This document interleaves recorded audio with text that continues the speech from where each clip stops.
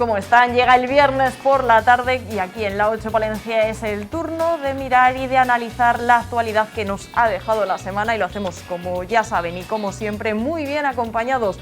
David Frechilla, muy buenas tardes. ¿Qué tal, Lola? Buenas tardes, encantado de estar en la televisión de todos los palentinos, y si me permites, hoy quiero mandaros un mensaje de cariño a todos los que formáis la familia Promeical, porque hace una semana, pues sí, ese ciberataque que os afectaba tanto a vosotros como a Diario Palentino, y que todos los periodistas pues también sentíamos como un ataque a nuestros respectivos medios. Pues muchísimas gracias, David, y desde aquí un saludo a todos los informáticos que han hecho posible que estemos funcionando con normalidad. David, compañero periodista, pero también compañero que está metido en la cultura y en la promoción musical de esta ciudad. Nos asomamos en nada, en unas horas, a ese Preparados Listos Jazz que viene fuerte, ¿no? Bueno, pues por fin ya vamos, los que nos gusta la cultura, ya vamos teniendo actividades de ocio relacionados con esta actividad, en este caso la música. Yo creo que lo fundamental es la salud física, pero también hay otra salud, la anímica, ¿no? Y que también necesitamos ya la gente tener esos pequeños lugares de ocio, siempre con todas las medidas de seguridad. Y bueno, pues damos comienzo a una nueva edición, octava, de Preparados Listos Jazz, que justo cuando apareció la pandemia fue creo que a los 2 días la suspensión de esta edición. Y bueno, vamos a ver si gusta al público palentino, porque bueno, es un cartel muy variado, hay afro jazz, latin jazz, incluso flamenco, que también nos hemos metido en esta edición. Bueno, pues a ver si la gente disfruta. Bueno, pues seguro que hace las delicias de los aficionados a la buena música, que hay muchos en esta provincia, en esta capital. Javier Donis, muy buenas tardes, ¿cómo está? Muy buenas tardes, bien, estamos bien. ¿Aficionado también a la música, Javier, o sí, está entre sus aficiones? Sí, hombre, siempre es. Lo que pasa es que mucho es más antiguo que Frechilla, ¿no? Pero sí, hombre, yo además he tenido amigos que siempre estaban en grupos aquí en Palencia, y muy amigos. Por ejemplo, siempre todavía tengo mucha amistad musical aquí con Félix, que estuvo con muchos grupos aquí en Palencia, que fue fotógrafo. Sí. Fotógrafo, y con Deme, que cantó mucho y sigue cantando. Vamos, pues muchos amigos que han estado siempre metidos en el mundo de la música. Lo que pasa es que yo tenía un oído muy malo y una voz muy grande, pero que no servía para esas cosas. ¿Has sido, Javier, más de megáfono que de micro? He sido más sí, y después, pues he sido de otra manera, también, ¿no? Un poco también, pues iba un poco, pues ya sabes, con los amigos de los grupos, pues un poco de yepero, ¿no? Es decir, yepa, que sale el conjunto. Bueno, pues ese papel también es importante, y también muy agradecido en el mundo de la música. Siempre está ligado con ellos, ese amigo. Bueno, pues como decía David, se agradece que vuelva la cultura, se agradece que vuelva la música, porque no todas las noticias van a estar relacionadas con la pandemia y con la vacunación, porque menuda semana que llevamos. Paralización, ya saben que hubo una paralización momentánea en Castilla y León de la vacunación con AstraZeneca, hasta ver lo que decidía la Agencia Europea del Medicamento. Si les parece, David, Javier, si les parece, en casa vamos a repasar un poco la historia de esta fórmula de Oxford y enseguida hablamos de ello. La segunda semana de febrero empezaba a administrarse AstraZeneca en Europa. Sus destinatarios, el personal sanitario que no estuviese en primera línea. A primeros de marzo aparecen 2 casos sospechosos de trombosis en Austria. Fallece una mujer de 49 años. Y a esos casos le suceden otros similares en Alemania, Italia, Dinamarca, Francia o Noruega. En cadena se sucede la suspensión en 13 países, también en España. Pensamos que es prudente. La Organización Mundial de la Salud y la Agencia Europea del Medicamento dicen que no hay motivos para la suspensión y que la vacuna es segura.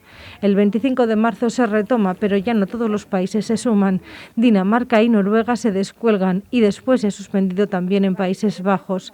Alemania comunica a finales de marzo 31 casos raros de trombosis y 9 fallecidos y decide ponerlas solo a los mayores de 60 años, aunque Merkel trata de infundir un mensaje de confianza.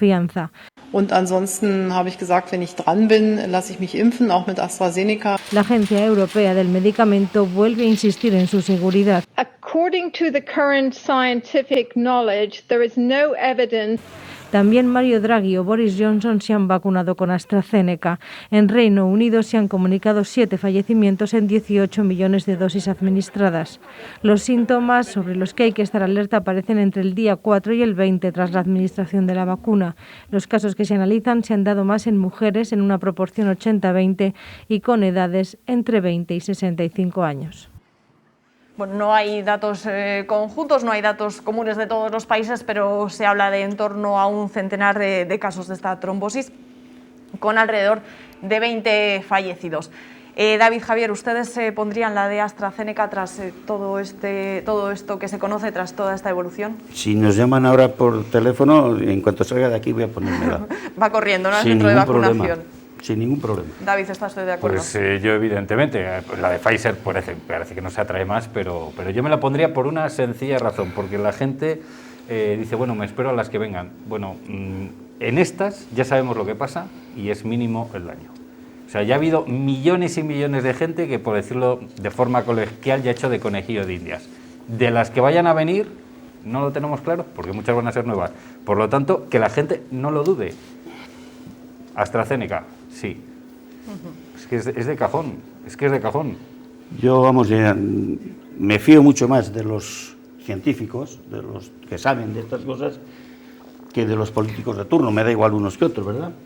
Y entonces, con independencia de las decisiones, que sí que hay algunas que me parecen impresentables, ¿verdad?, de algunos políticos, los científicos, yo, por lo menos que yo he escuchado, todos te aseguran de que es una vacuna segura, que es una vacuna que salva vidas y que tiene una eficacia igual que las otras que están en vigor y que son reconocidas legalmente. Yo lo tengo muy claro. Sin vacunarme, sé que si me cojo el virus me puedo morir. Y sé que vacunándome no me voy a morir. Por ese porcentaje tan mínimo, que tiene el mismo porcentaje de que te pueda suceder algo, una misma aspirina o otro medicamento que estés tomando. Lo tengo clarísimo, vamos, que ya te he dicho, yo si salgo de aquí ahora y me vacunan, pues encantado. Vamos a dejar el móvil en sonido por si acaso. ¿Qué les parece la gestión que se ha hecho con esta vacuna de AstraZeneca? Que la verdad es que quizá lo que más desconfianza no haya generado entre la población hayan sido esas idas y venidas con esta Yo creo dosis. Que allá por el mes de septiembre yo decía que todo lo que podía salir mal en esta pandemia salía mal. Bueno, pues todo lo que se puede hacer mal también se hace mal. Y la prueba la tenemos en cómo en este baile de cifras, porque al final empezaba, yo creo que la gente tiene desconcierto cuando le dicen no, vacunar menores de 55, no, ahora a partir de 60 para arriba, no, un país que la paraliza. Entonces, claro, esto ya es lo que realmente genera dudas al ciudadano, que dice, oye, ¿cómo me la están administrando a mí si en el país, si cruzamos los Pirineos y a otros se la están poniendo a edad más adulta o al contrario, o a edad más jóvenes? Yo creo que esta incertidumbre es pésima para la situación, ya bastante incertidumbres existen en otros ámbitos, ya puede ser el económico, el social, como para que también en el tema de las vacunas se haya creado este problema. Y esto preocupa porque ya se está reflejando, lo comentábamos antes de que ustedes nos vieran en directo, estábamos los tres aquí hablando y hablábamos todo hoy de la situación que se está produciendo en Madrid, donde se ha llamado a X personas, como yo no me acuerdo del dato exacto, no le voy a dar, pero vamos a decir que de esas X han ido la mitad. Bueno, pues ahí están los resultados de una mala gestión y ojo que ahí está el problema que podemos tener a la hora de conseguir una inmunidad de grupo. Yo además yo creo que ha sido una mala gestión de Europa con el tema en general de lo que es la pandemia, pero en este caso de la vacuna indudablemente. Yo creo que lo único que no es posible o que no debería ser posible es que cada país entienda una cosa sobre la vacuna y que decida una cosa sobre la vacuna. Y ya es que si lo bajas a las comunidades, como ha pasado, Sí, pues dices, ahora, bueno, pues ahora hablaremos también de ello. es que es tremendo, ¿no? Dices, ¿cómo es posible que eso pueda suceder? Y yo en eso sí que creo que Europa ha fracasado en el tema de cómo ha llevado el tema de la pandemia. Yo soy muy europeo, yo creo que fuera de Europa estaríamos muchísimo peor. Incluso yo estoy convencido que si con toda esa mala gestión, si hubiésemos estado solo a la hora de adquirir vacunas y eso, lo hubiésemos tenido muchísimo más difícil y más caro. Pero además de eso, a nuestros políticos europeos debemos de exigirles una responsabilidad mayor de la que han tenido, porque, claro, ya lo último que nos hemos enterado, ¿verdad?, que el país rico decida unilateralmente, decir, ahora me voy a ver si compro una vacuna que no está todavía aprobada por los organismos oficiales y que además no se sabe tan siquiera si se va a tener la posibilidad de poder tener el número suficiente como para poder suministrar al conjunto del país. Dices, bueno, entonces dices, ¿cómo es posible? Si lo hace eso el país rico, ¿qué nos va a pasar a los países pobres? Esa es la Europa. Yo creo que para mí en esto ha fracasado y que se lo deben de pensar muy mucho, porque no será la última pandemia que tengamos ni las últimas dificultades que tengamos. Y Europa tiene que ser una voz sola en estos temas y que todos estemos obligados a cumplirlo. No sé, creo que después vamos a hablar del tema de la adquisición de vacunas, pero simplemente sí que me gustaría lanzar modestamente mensaje. Mañana hay una cita en la capital palentina, para Palencia, para la Palencia rural. Vayan a vacunarse con AstraZeneca, como ha comentado Javier. Es mínimos los riesgos y yo creo que son muchos los beneficios. Por lo tanto, no desperdiciemos algo que hemos reclamado durante tanto tiempo, porque nadie nos garantiza que las que vayan a venir sean más seguras que estas. Estas ya las conocemos. Las otras está por ver. Le iba a preguntar, David, si creía que Castilla y León hizo bien en paralizar temporalmente esa vacunación hasta ver qué decía la EMA, hasta ver lo que se decidía en el Consejo Interterritorial de Salud. Lo mismo que te digo, que a mí, por ejemplo, no me gustan nada estas últimas medidas restrictivas de la Junta de Castilla y León, porque no me gustan ya estas medidas de cierre de interiores de bar, porque bueno, pues hay en otros países donde los bares están cerrados y están incluso peor que nosotros. No me gusta, por lo menos de Navidades para acá, esta forma de actuar. Lo del otro día sí que me gustó, por una sencilla razón, porque al final le ha dado la razón. O sea, al final le han dado la razón. Y yo me pregunto una cosa, sabiendo que hablamos de pocas horas, va a comparecer esta organización para dar algo, me parece una irresponsabilidad que hubieran sido vacunando. Porque ¿qué hubiera pasado si esa misma administración diga, ni se os ocurra vacunar a más gente? ¿Con qué cara les miras tú al ciudadano que le has puesto la vacuna? A mí creo que la Junta de Castilla y León actuó muy bien, y quien ha actuado muy mal, a lo mejor, ha sido el propio gobierno y el resto de comunidades. Creo que sabiendo que a pocas horas iba a haber un comunicado importante, lo correcto es paralizar. No nos va a pasar nada por una mañana cuando hay comunidades donde no se ha vacunado en Semana Santa o en festivos. Me parece que es lo correcto. Y al final es que el tiempo le ha dado la razón. Javier. Yo eso no lo comparto por una razón.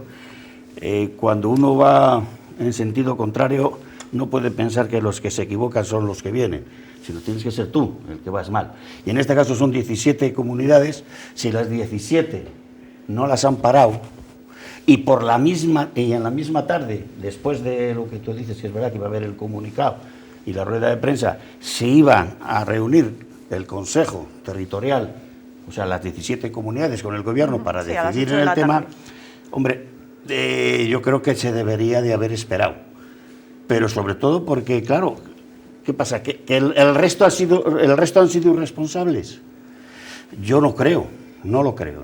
Pero, Javier, si llega a decir en ese comunicado una determinada franja de edad o algo, porque había vacunaciones esa misma mañana en Castilla y León de esa vacuna, y la contraindicación que marca ese organismo afecta a las personas que tú se las has puesto por la mañana, ¿con qué cara les miras? Pero es que el día antes habías vacunado. Bueno, pero el día antes no sabías que iba a haber ese comunicado. Pero por favor, ya... El día antes yo creo que lo que es una irresponsabilidad... Yo creo que se sabía ya más o menos por dónde hay, porque había unos días antes que en Inglaterra había dicho no se vacunen con estas a menores de 30 años. Y por ahí iban a ir los tiros, y por ahí iba a ir, y eso se sabía, que no la iban a retirar del todo, que iba a haber, pues eso, a qué segmentos de la sociedad iba a ir dirigido y tal, pero pero no se iba a retirar la vacuna No. como tal. Eso bueno, lo sabían ellos, lo sabían. Pero la prudencia por esperar unas horas yo creo que no estaba de más cuando, hombre, es urgente, pero claro, vuelvo a decir lo mismo, es que aquí llevamos, hay días festivos que no se ha vacunado en España. Entonces, a mí no me parecía mala idea la de parar durante unas horas. Además es que lo dijo la Junta, se suspende durante estas horas. Ya, pero tú imagínate la incertidumbre y lo que generó esa medida, no solamente en España, incluso fuera también de España. Esas cosas también hay que medirlas, hay que saber dónde vas a hacer más daño, con qué vas a hacer más daño. Dice la prudencia, la justificación de la prudencia, la justificación de la responsabilidad. Hombre, ¿qué estás diciendo? ¿Que el resto de los consejeros no son responsables o no son prudentes? Alemania había paralizado la vacunación. O sea, que no era una cosa... O sea, Alemania, había países de Europa que habían dicho, stop, vamos a mirar. ¿A los menores? No, a todo. ¿Vale? Alemania dijo, stop, vamos a parar. Y varios países, creo que Dinamarca fue otro, dijo, paramos y vamos a ver. Que es lo que me parece siempre adecuado y es incluso lo que nos debe dar seguridad. Es decir, si hay un problema, analicemos y reaccionamos. A mí me parece que en ese sentido la prudencia nunca está más. Porque es así cuando ahora sí que le podemos decir a la gente, vacúnense mañana, es seguro, está comprobado, se ha hecho muchas pruebas, se ha parado cuando se tenía que parar, vacúnense. Y yo creo que es el llamamiento. Ustedes ahora pueden ir más tranquilos a vacunarse, porque cada vez estamos más seguros de que esta vacuna funciona de esta manera. Más seguro, cuidado. Bueno, pero díselo al que tenga menos de 30 años y le hayan puesto esta vacuna, después de lo que se ha dicho. Bueno, una vez ya han pasado varios días ya. Quiere decir que es que la prudencia también está muchas veces en no generar alarma. Y una medida de ese tipo deberían de saber que iba a generar alarma. Yo vuelvo a decir lo mismo, si a las 6 horas dice algo, un bombazo contrario a la vacunación, ese organismo, claro. A ver con qué cara responden las autoridades ante unos ciudadanos a los que le han puesto una vacuna. Es que si dice lo que tú dices una hora más tarde, el problema no son de los ciudadanos que han vacunado ese día, de los ciudadanos que han vacunado anteriormente, que son muchos millones de ciudadanos. Claro, es que... Bueno, pues si les parece... La incertidumbre es lo que hay que medir, bajo mi punto de vista, vamos. Si les parece, avanzamos, porque hablaban ya, se adelantaban antes ustedes también, porque no ha sido el único problema entre comunidades y vacunación, porque al parecer desde Madrid, desde la Comunidad de Madrid, estaban en negociaciones para hacerse con dosis de la vacuna rusa. No sería la primera, ni la quinta, ni la 10ª vez que la Comunidad de Madrid se adelante al Gobierno de España y analiza todos los escenarios posibles para seguir luchando contra el virus. En numerosas ocasiones se nos negó, y también por la propia Agencia Española del Medicamento, muchas propuestas y proyectos y luego finalmente teníamos razón. Yo lo único que pido es, esa responsabilidad a todas las instituciones, a todas las administraciones, esa lealtad, esa solidaridad y, sin duda alguna, también esa seriedad cuando estamos hablando de la vacuna. Javier, de la Comunidad de Madrid, unilateralmente para hacerse con vacunas de la fórmula rusa, de Rusia, cuando sea posible. Creo que ya nos había dejado más que clara su opinión, ¿no?, sobre esas negociaciones por parte de una comunidad. Mi opinión es que es nefasta, me parece impresentable. Entre otras cosas porque tampoco se estaban haciendo hoy, se han hecho hace 2 meses. Y con un individuo también de dudosa reputación, aunque sea el cónsul de Rusia en Galicia, ¿verdad? Bueno, pues los datos que hay de ese hombre no es de muy fiar, ¿verdad? Amigo de Casado, muy amigo, parece ser que es. Yo creo, todo lo que sea... Hay una cosa que es muy sencilla, y es que se ha dicho siempre, divide y vencerás. O sea, ¿cómo va a ser igual que se haga desde la Comunidad Económica Europea las negociaciones, la compra y negociar el precio, que vaya individualmente, país por país o comunidad por comunidad? Además de ser eso un problema impresentable, porque claro, ¿qué es lo que estamos diciendo? ¿Que los ricos se puedan vacunar y los pobres no? ¿Que los ricos puedan comprar la vacuna? Cuando digo de los ricos, digo los países ricos o las comunidades ricas. ¿Y las comunidades pobres o los países pobres no? Pues hombre, tenemos que entender una cosa. España estamos entre los pobres, no estamos en los ricos. Solo tenemos que tener claro, estamos en el sur de Europa. Y el sur de Europa es más pobre que eso. Después a mí lo de Madrid no me extraña. Primero por cómo es el personaje, que tiene que hacer una confrontación. Primero porque está en campaña y segundo porque es su campaña de siempre, ¿no? La confrontación con el gobierno. Y segundo porque es una comunidad rica. Eso no se lo puede permitir Andalucía, eso no se lo puede permitir Extremadura, ni Castilla-León. Entonces, claro, es que yo no sé cómo se puede pensar en hacer esas cosas. Yo, todo lo que no sea la negociación conjunta de Europa, que para eso estamos en una comunidad económica europea, ¿verdad?, me parece que es un atraso. Parece ser que ahora Alemania también se salta, pero claro, qué casualidad, da los mismos resultados. Es el país rico, la comunidad Baviera, que es la que la ha saltado de Alemania, también es la comunidad de Alemania más rica. En fin, todos va siempre en los mismos criterios. Ahora mismo Europa tiene compradas, el doble de vacunas que se necesitaría para vacunar a toda Europa.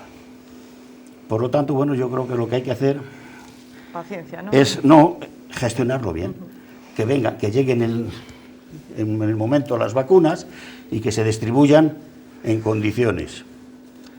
Estar hablando ahora de que se va a comprar una vacuna como la rusa, que ni está aprobada, ni se sabe cómo va a funcionar, ni cómo funciona, y ni tan siquiera si tiene capacidad de producir un número necesario de vacunas para el conjunto de los países, es que me parece un debate tan absurdo y tan impresentable en este momento que yo creo que Europa se lo tiene que pensar. Se lo tiene que pensar en dos vertientes. No puede ser solamente la Europa de la economía, la Europa de lo que en lo económico es firme y aquí no dejan pasar a nadie y nos hacen pasar por el aro aunque suframos todo lo que tengamos que sufrir, y en lo social, pues que sálvese el que pueda. Eso es impresentable. Bueno, la verdad es que para Europa está siendo demoledor comprobar que creo que es el 12 de abril, Inglaterra espera tener la inmunidad de grupo, me parece.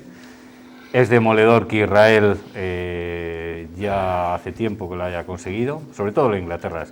Es demoledor pensar que el 4 de junio, una fecha muy de barras y estrellas, Estados Unidos quiere tener ya la inmunidad y que en Europa nos encontremos donde nos encontramos. Esto hace saltar todas las voces de alarma. Hay países como Alemania que sí que llevan las riendas de Europa en determinadas cuestiones, pero en otras, como es el caso de la vacunación, pues no. Y desde hace tiempo le viene exigiendo celeridad en cuestiones como aprobación de vacunas, como el caso de la Sputnik que estábamos comentando anteriormente. Aquí estando mi amigo Javier, que es cazador, voy a decir que ya se ha abierto la veda. Se ha abierto totalmente la veda. Ya la abrió en su día Hungría.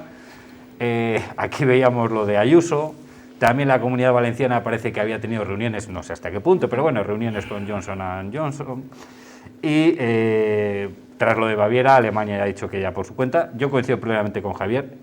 No sé dónde va a sacar Rusia tantas vacunas, porque en estos momentos creo que son 50 países a los que distribuye. Le queda muchísima población suya por vacunar y las vacunas no caen del cielo, como ha quedado patente.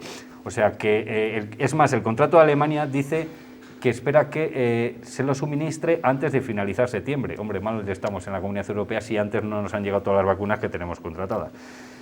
Como os comentaba anteriormente, se ha abierto la veda. A mí me preocupa porque en esa caza España va a ir muy mal.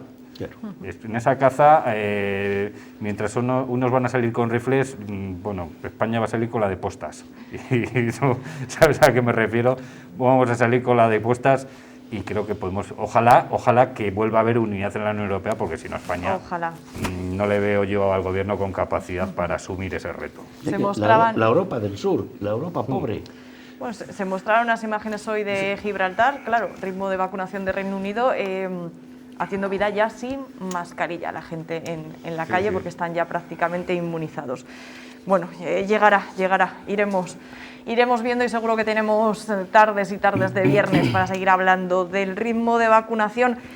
Si la crispación política está ahora también en la vacunación, en la adquisición o no de vacunas y de dónde vienen, la hemos visto también de otra manera esta semana en el barrio de Vallecas, como señalaba antes Javier.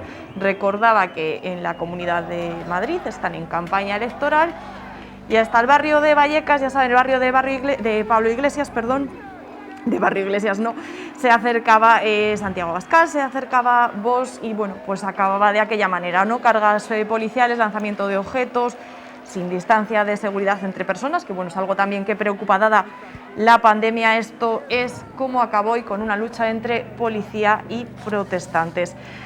Javier, ¿qué sensación le queda de todo lo sucedido en este acto electoral? Pues hombre, es una sensación que no debería haberse producido. Polarización, ¿no? Que no debería haberse producido, porque sin querer ese tipo de actuaciones pues se les hacen las campañas a aquellos que no se merecen tener campaña. Pero como están legalizados y son partidos que se presentan a las elecciones, pueden y deben de estar hablando allá donde quieran, aunque es verdad que ese discurso o lo que puedan manifestar, pues a mí no me guste o me deje de gustar. Yo creo que tanto el PSOE como Más Madrid y Podemos hicieron un comunicado conjunto llamando a la población de que, bueno, pues que no hiciesen ese juego, que no fuesen. Es cierto que también los manifestantes tienen todo el derecho del mundo a manifestarse, pero deberían de haberse manifestado de otra forma. ¿Qué es lo que pasaban? Yo es que me acuerdo mucho de una época que yo era más joven, ¿verdad? Y que también hacíamos esas cosas, muchísimo más que eso, seguramente. Pero cuando una organización, o en este caso que era la izquierda, me supongo, que organizó esa manifestación, ¿por qué no ocurrían estas cosas?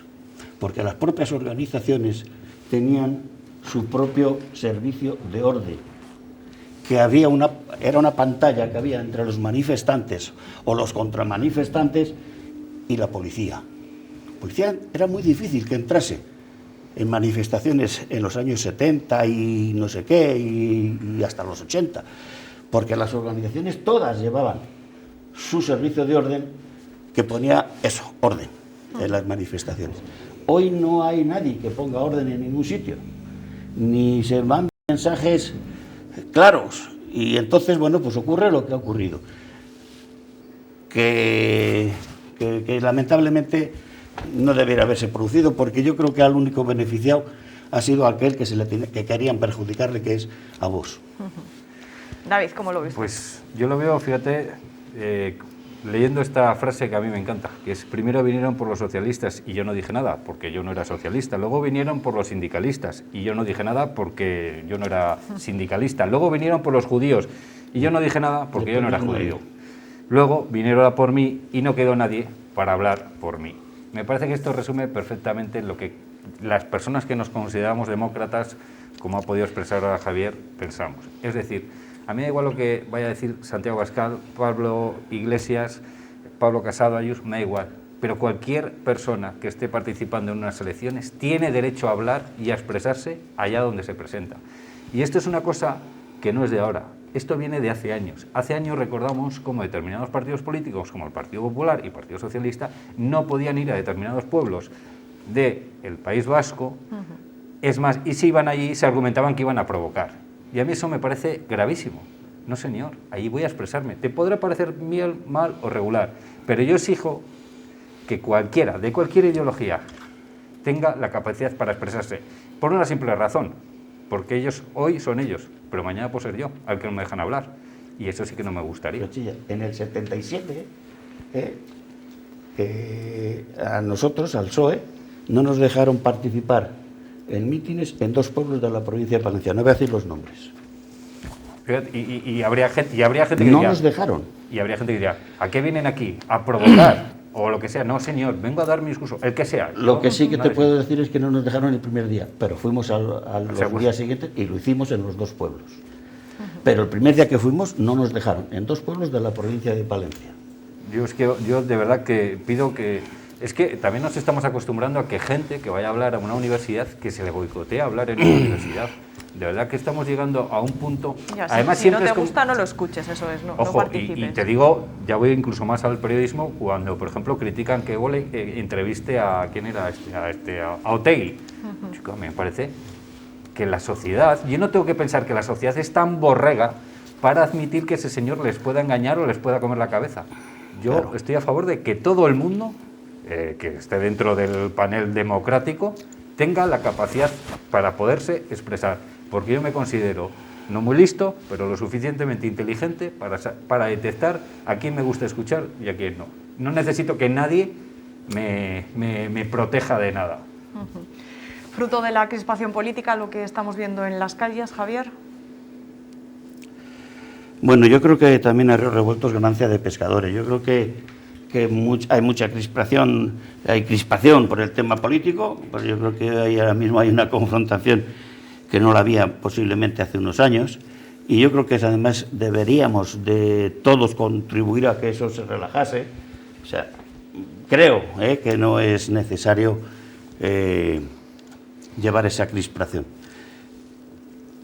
Pero también es cierto que hay otro tipo de gente, ¿verdad?, que aprovechándose en el anonimato, aprovechándose en la masa, ¿verdad?, pues posiblemente parezca que la crispación sea política. No, es simplemente de golfería y de robos, como lo hemos visto en Barcelona, en Cataluña, en Madrid. Sí, cuando aprovechaban para saltar las tiendas, ¿no? Claro.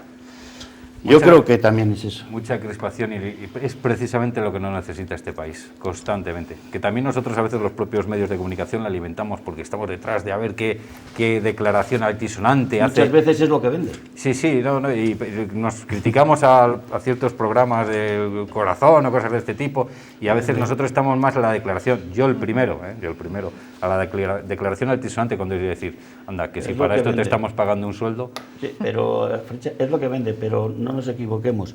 El que tiene que hacer más esfuerzo para contribuir a que eso se relaje son los que cobran por ello. Sí, y son los que ponemos cada vez que votamos. O sea, Y ahora nos asomamos a la realidad sindical de Palencia, que en la actualidad, Javier, yo no sé si sigue muy al tanto de lo que van haciendo sus compañeros o ha logrado ya desconectar después de unos años fuera. Hombre, yo he desconectado, pero siempre me preocupo de la organización que he estado muchos años, sigo militando en ella, pero que he estado dirigiéndola durante muchos años. Claro que estoy al día, pero vamos, sin participar activamente, ¿no? Activamente. ¿No le entra el gusanillo cuando ve congresos, por ejemplo, como los de las últimas fechas? No. Y de estos congresos menos. Bueno, ahora nos cuenta, a ver. Ahí lo dejamos, ¿no? Como cebo, a ver. Venga, pues comenzamos primero por UGT. Se celebraba el 6 de abril, si no me falla la memoria, el congreso en el que se elegía el sustituto de Julián Martínez, pero el día antes, el hasta entonces secretario general ejecutivo de UGT en la provincia se despedía de los palentinos, de los medios de comunicación en esta rueda de prensa. La de mañana será una jornada de relevos, de cambios. En UGT, Julián Martínez se despide tras 12 años como secretario provincial del sindicato en Palencia y se va con la tristeza de haber visto cómo en este tiempo el mercado laboral en la provincia se ha ido precarizando.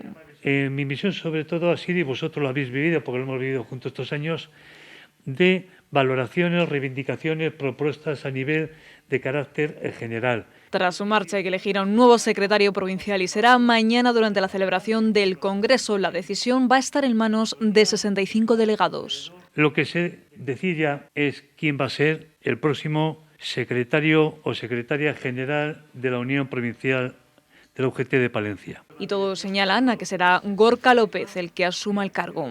Viene un nuevo compañero que va en la línea de lo que de alguna manera necesitan las organizaciones, que es renovar cargos y que acuda gente más joven para que dé nuevos bríos a la organización. El compañero Gorka trabajador de Gullón y miembro del comité de empresa, seguro que ha aceptado esta responsabilidad. Aunque recuerdan, todavía pueden presentarse más candidaturas. Si es un solo candidato no habrá problemas, pero os quiero decir con ello que si saliese algún candidato o candidata durante el Congreso es posible, es probable, no lo sé, pero es posible, y entonces habría que elegir entre los dos. Sea quien sea el elegido, Julián Martínez asegura que seguirá el camino recorrido por el sindicato durante todos estos años. Bueno, pues así era, tal y como nos contaba la compañera Alba Míguez en esta crónica del 5 de abril. El día siguiente no había sorpresas y solo había esta candidatura, la de Gorka López, hasta entonces delegado sindical de Gullón. Fue respaldado por el 80% de los votos de los delegados que estuvieron presentes y nos contaba a los medios de comunicación recién elegido cuál iban a ser sus retos al frente de UGT. No delimitar nuestra acción al marco de la empresa, sino también tener conscientes el papel social que tenemos en una provincia como la nuestra, que ahora mismo somos campeones en destrucción de empleo y somos una de las que más contratación temporal registra. Pero aparte estamos sufriendo un desmantelamiento en los servicios públicos, en el medio rural y una incapacidad de dar respuesta a nuestros jóvenes. Las cifras de despoblación son demoledoras. Bueno, pues enseguida hablaremos de esos retos a los que se van a enfrentar no solo desde UGT, sino el resto de sindicatos con representación en la provincia. Pero antes Javier nos decía que no está de acuerdo igual en la manera en la que se eligen ahora los secretarios. No estoy de acuerdo, no ahora, hace mucho tiempo. Lo que han hecho es lo que marcan los estatutos de ahora. Cuando se hizo esos cambios, algunos dimos esa batalla porque entendíamos que no era lo más correcto para la organización. Y bueno, pues nos dimos un paso atrás. Yo lo había dejado ya incluso, pero hubo uno que era el secretario general que perdió esa batalla a nivel regional y lo dejó. Es por lo que lo digo. Un congreso que dura mediodía. Cuando los congresos que yo recuerdo duraban 2 días como mínimo, ¿verdad? Donde había mucho debate. Los congresos es el momento más importante de una organización democrática. Es cuando se da gestión de lo que has hecho. Es cuando se aprueba las resoluciones para lo que tú vas a hacer o quieres hacer durante todo ese otro mandato. Y vas a elegir a los compañeros responsables para dirigir esa organización de ese tiempo. Es lo más importante que hay en una organización democrática. Eso se lo han cargado. No existe. Hoy se elige ahora un secretario, no se elige ni a la ejecutiva, se elige un secretario. Bueno, pues yo no estuve de acuerdo, lo dije en su día donde lo tuve que decir y hoy lo digo aquí porque creo que ha sido un error por parte de mi organización llevar ese modelo de sindicato. Dicho eso, yo creo que el cambio va a ser bueno.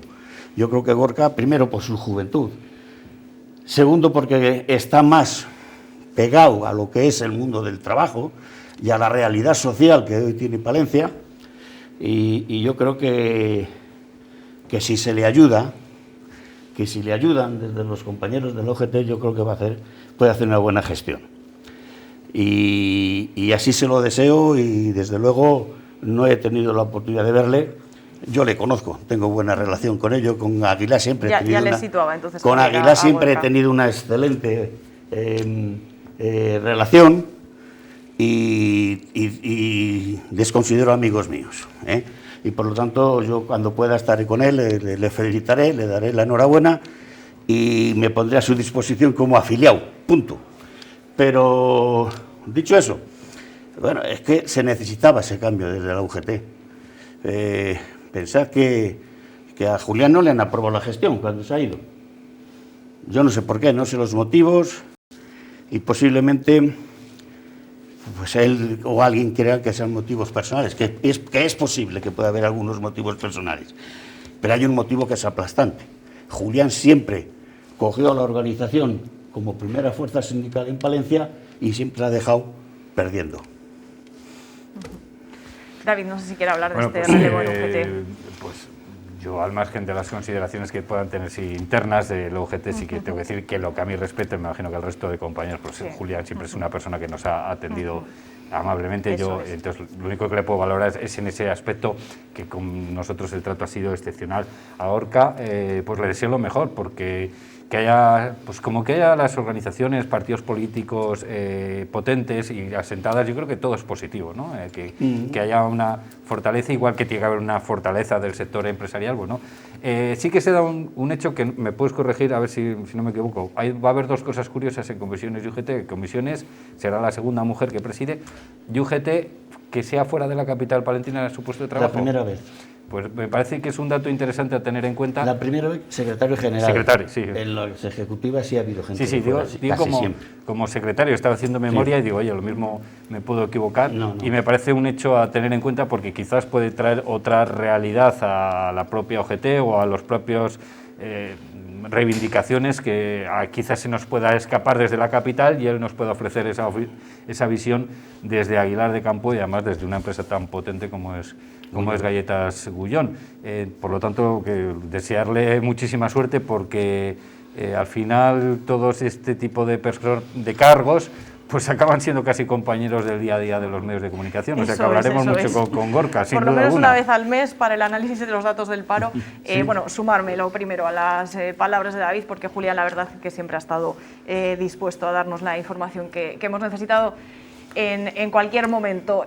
Si les parece, antes de hablar un poco del peso específico de los sindicatos de la provincia, de los retos esos a los que hablaba Gorka, vamos a ponernos al día en Comisiones Obreras, porque aún no se ha celebrado su congreso, se celebra la próxima semana, pero ya sabemos, no va a haber sorpresas, quién lo va a dirigir, quién va a estar al frente los próximos 4 años, como decía David, va a ser una mujer y muy conocida para nosotros, para los medios de comunicación. Se trata de Elena Villamediana. Comisiones Obreras comienza una nueva etapa. Juan Carlos González da el relevo a Elena Villamediana como nueva secretaria provincial en Palencia.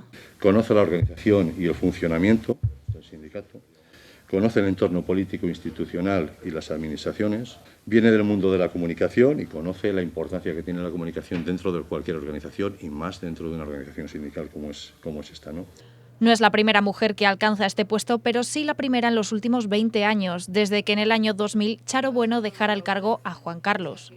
Sí que es verdad que yo creo que el avance de la mujer se tiene que consolidar, que es importante que se nos empiece a ver, porque bueno, se van dando pasos, pero muy poquito a poco. Comienza una nueva etapa con los objetivos bien marcados. Continuar el trabajo que han desarrollado en los últimos años tanto Luis como Juan Carlos, y que, como comentaba antes Juan Carlos, nos han llevado a ser la primera fuerza sindical en la provincia. Quiere seguir acompañando a las empresas y conociendo su situación de primera mano. El principal objetivo desde Comisiones es estar en las empresas y que nos vean los trabajadores y trabajadoras, que nos sientan a su lado y especialmente con aquellos colectivos más vulnerables. Y aunque todavía no tienen una junta directiva cerrada, ya trabajan buscando el equilibrio entre hombres y mujeres en esta nueva etapa. Bueno, pues eso se lo contaremos la semana que viene, hacer extensivo también a Juan Carlos ese agradecimiento a la atención de los medios de comunicación durante su etapa. Muy rápidamente, porque nos quedan muy pocos minutos. ¿Qué peso específico tienen ahora los grandes sindicatos en las decisiones de Palencia? Y bueno, pues cuáles un poco los retos en su situación, Javier. Hombre, yo creo que yo no... Sé que es muy difícil de resumir. Creo que yo sé lo que representaba la UGT en el seno de lo que era en las decisiones de Palencia cuando yo estaba dirigiendo el sindicato. Yo valorar eso ahora, peso los sindicatos pues, en los últimos no me años, atrevo, Javier. casi mejor vosotros que yo. Tú lo conocerás mejor. Yo estoy mirándote ahora como si te fuera a entrevistar también. Bueno, tú sabes, si es que lo sabemos todos, hoy tienen muy poca incidencia los sindicatos. Desgraciadamente tienen muy poca incidencia. Y yo creo que es motivo un poco de lo que ha dicho Gorka, pues porque nos hemos dedicado, creíamos que éramos unos sindicatos solamente que debemos dar respuesta a aquel que tiene trabajo ya en las empresas. Cuando los sindicatos, sobre todo los sindicatos de clases, tienen que estar también empeñados en qué pasa en mi barrio donde vivo, qué pasa en la educación, qué pasa en la sanidad, qué pasa en todo aquello que verdaderamente los trabajadores y trabajadoras se están necesitando de ello mucho más, de lo público. Eso yo creo que es algo que se abandona, y cuando alguien abandona ciertas cosas, ¿verdad?, siempre hay otro que te ocupa lugar. Y eso es lo que yo creo que es lo que ha pasado. Hoy la incidencia, yo creo que es mucho menor de lo que había antes. Yo creo que el modelo sindical que yo viví, y vivía más muy directamente porque el secretario general de la Unión General de Trabajadores de España era y será mi amigo siempre, Nicolás Redondo, y es al que yo me quedo con él, con ese modelo.